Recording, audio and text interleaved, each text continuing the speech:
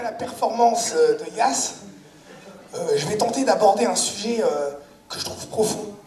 D'où le titre de ce texte, c'est « Raclons, raclons ».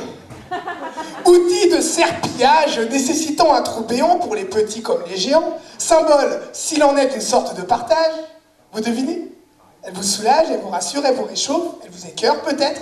Période de froid et période de fête, rigolote et régalante, mes amis, parlons des raclettes. Oui, un peu rien de nécessaire quand je vois la divergence. Alors toi, tu te dis la belle affaire, ce qui compte c'est la grosse panse. Non, dans la raclette, il faut y voir de la science.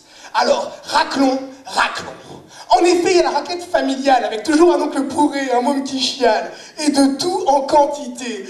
Du fromage, des patates, du jambon et du salami.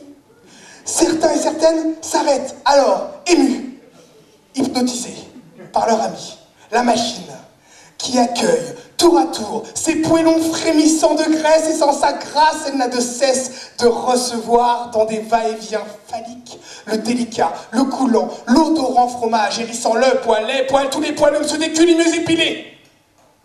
Les petits tas de tout, attendant dans l'assiette, se voient alors recouverts de cette semence blanche, telle le molar de Dieu, qu'est la neige sur une toiture en hiver. Oui, raclons, raclons.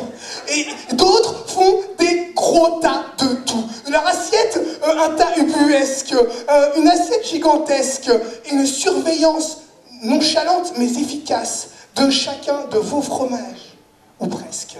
Oui, raclons, raclons. Et bien sûr, il y a les raclettes des maniaques. Ils font des petits tas de tout organisés en ordre décroissant de valeur et d'intensité olfactive. Chaque bouchée est un mélange subtil d'ingrédients piochés aux 4 points cardinaux de l'assiette, organisés spécialement pour cette expérience gustative. Ils ont un regard fier, un regard prétentieux, ils vous regardent et se disent « ils connaissent rien les autres, la raclette, c'est du sérieux ». Oui, raclons, raclons. Et bien sûr, il y a la raclette entre amis, avec du vin, celle qui coûte bien cher, pas de salami, celle où toutes tes affaires le lendemain sentent le vomi.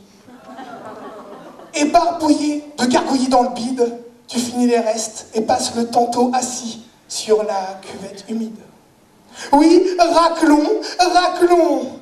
Et bien sûr, il y a la raclette de l'étudiant boursier, bon marché, pas de machine, un reste démental, un vieux bout d'échine et plein de patates. C'est la raclette qu'on fait à la poêle ou au four, où on mange dans le plat chacun son tour, et on finit les restes avec du pain, plein de pain. Oui, raclons, raclons.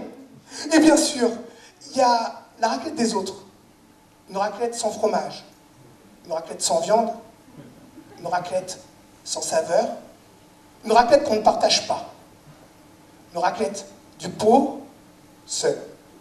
Alors, rallons, rallons.